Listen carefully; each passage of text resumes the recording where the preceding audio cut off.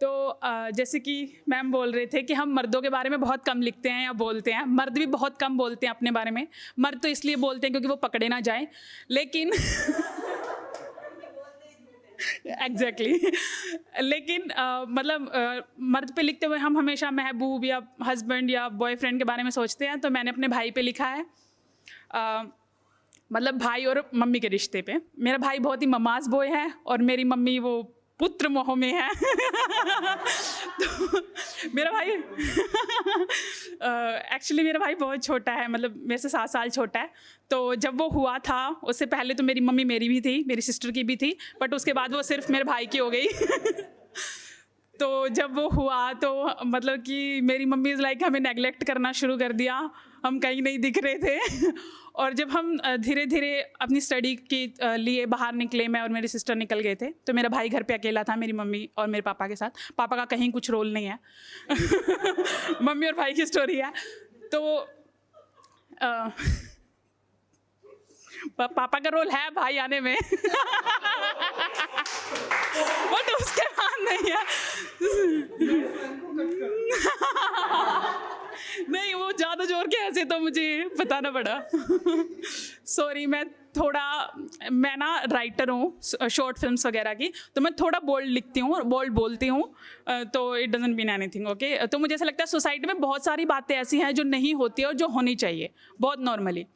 तो मेरा भाई और मेरी मम्मी घर पे अकेले थे। भाई स्कूल से आता था तो मेरी मम्मी मेरे भाई की बेस्ट फ्रेंड है, मतलब वो मेरी मम्मी से सब शेयर करता है। पहले हम इस बात पे बहुत वो करते थे कि ये हमारा बेस्ट फ्रेंड क्यों नहीं है, मम्मी सिर्फ इससे बात क्यों करती है।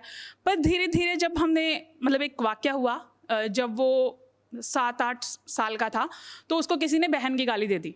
हम दोनों उस पर घर पे ही थे उस टाइम। तो उसको बहन की गाली दी तो उसने उस लड़के को ईंट मार दी सर में, मतलब हरियाणा में थोड़ा वायलेंस है, सॉरी।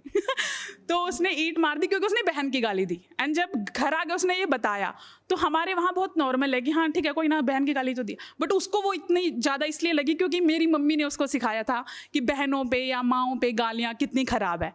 तो उस दिन हमें लगा कि यार मम्मी, अब मेरे भाई का नाम काकू है, तो उनकी बेस्ट फ्रेंड होना कितना अच्छा है कि मतलब मम्मी उनको एज एन बेस्ट फ्रेंड बहुत चीज़ें ऐसी सिखाई जो लड़कों को सिखानी चाहिए, जो नहीं सिखाई जाती। और दूसरा वाक़या हुआ था कि जब मुझे लगा कि मेरा भाई थोड़ा और बड़ा हुआ 8-9 स्टैंडर्ड में, तो मेरी मम्मी और उनको मतलब वो बातें नहीं बताती जो हमें बतानी चाहिए लड़कों को। तो मैंने अपने भाई को पीरियड्स के बारे में बताया। मुझे लगा कि ये बहुत ज़्यादा ऐसी बात है जो बतानी चाहिए। बहुत लड़कों को मतलब वो 25-26 के हो जाते हैं, उनको पता ही नहीं होता क्या होता है। तो मैंने उसको बिठाया।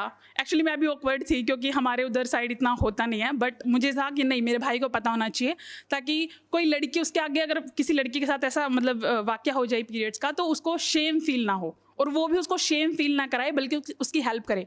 क्योंकि मेरे स्कूल में मैंने देखा था कि मानो किसी को हो गया, क्योंकि हमारा स्कूल बहुत ही नीच किस्म का था। इनकी वहाँ कुछ ऐसी बातें बताई नहीं जाती थी, पर बतानी चाहिए थी। तो जब मैंने अपने भाई को बिठाया एंड बताया, मैं थोड़ी ऑकवर्ड थी लेकिन मुझे था कि बताया जाए। मैंने उसको कहा कि लड़कियों को ऐसे ऐसे पेन होता है, ब्लड फ्लो होता है, ये वो। एंड वो बहुत इनोसेंटली सुन रहा था। एंड मैंने कहा कि अगर किसी लड़की को ज़रूरत हुए तो तू उसकी हेल्प करियो, हमेशा, आज कल हमेशा। एंड उसने बहुत ही इनोसेंटली सारा कुछ सुना और मुझसे पूछा, रवीना, मैं क्या, हाँ, लड़कों को भी होता है क्या? तो मुझे उस टाइम हंसी आई, पर मुझे ये लगा कि कितना ज़रूरी था मेरा उसको बताना। तो मैंने कहा नहीं, लड़कों को नहीं होता, लड़कियों को होता है और उनकी हेल्प करनी है। तो ऐसे ऐसे वो होता गया, बड़ा होता गया मतलब वो। एंड देन अब वो दिल्ली में DU में BCom कर रहा है, दिल्ली यूनिवर्सिटी में। तो जब वो घर आता है, मतलब जब मम्मी उसको फ़ोन करती है तो वो सारा दिन घर पे रहता है। तो मम्मी उसको कहती है कि तू बाहर क्यों नहीं निकलता, मतलब देखा कर दुनिया, देखिए वो। तो कहता है कि मम्मी दिल्ली इतनी गंदी है, जब भी मैं बाहर निकलता हूँ ना, मुझे कोई ना कोई एक लड़का ऐसा मिलता है जो लड़की को छेड़ रहा है। मुझे कोई ना कोई, मतलब वो उसको ऐसे टच करके निकल जाता है और वो मुझे बहुत गंदा लगता है और मैं नहीं देख पाता। मतलब मैं किस से लड़ूंगा। मतलब मुझे ये लगता है कि मेरी मम्मी की दोस्ती से वो प्रभावित है, इसलिए वो ऐसा है।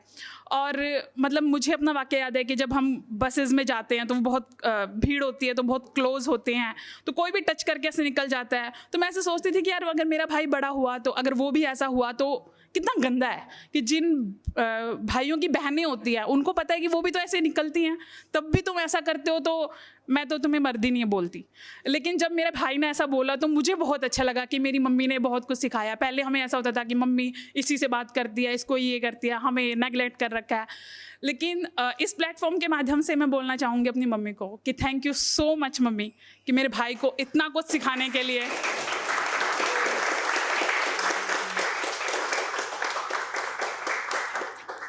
उसको अच्छा इंसान बनाने के लिए, और बाकी अभी वो और भी सीख रहा है चीज़ें, मतलब बहुत छोटा है, मतलब अभी उसका बर्थडे है तो मैं उसको ये डेडिकेट करना चाह रही थी, इसलिए मैंने उसके ऊपर लिखा था। तो हैप्पी बर्थडे भाई, and thank you so much everyone.